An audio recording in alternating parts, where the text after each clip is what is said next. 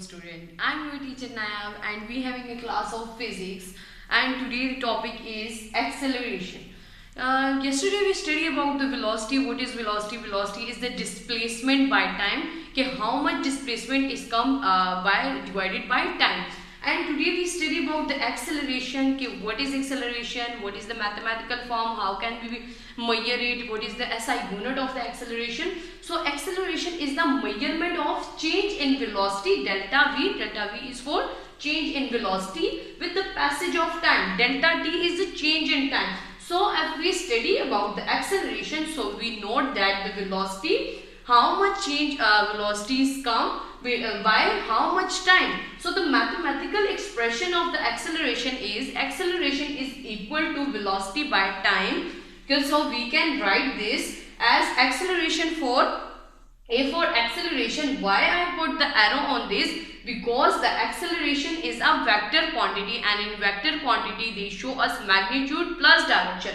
If they are showing us the direction, so we put the arrow on that acceleration.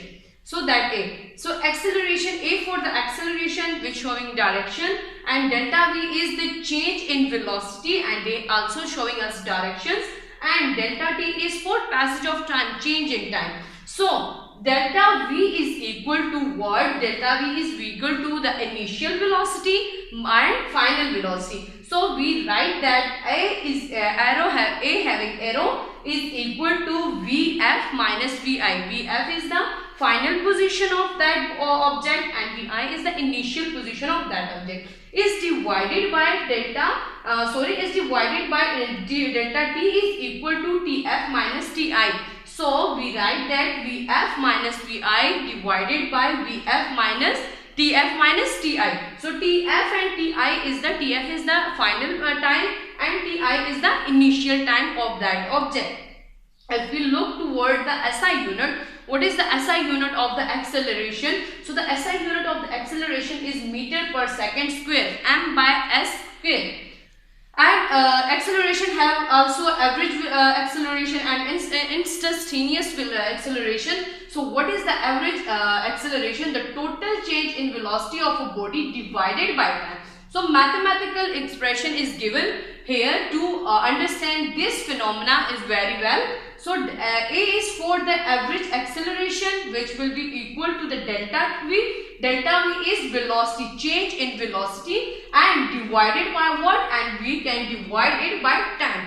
If we look over here to the instantaneous acceleration, so what is the instantaneous acceleration? The acceleration of a body in any particular instance of time. In the instantaneous acceleration, we note the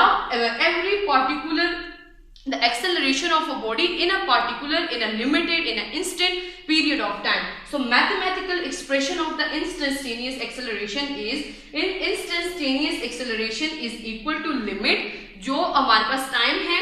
So time limits which will be equal to delta V, change in velocity divided by change in time.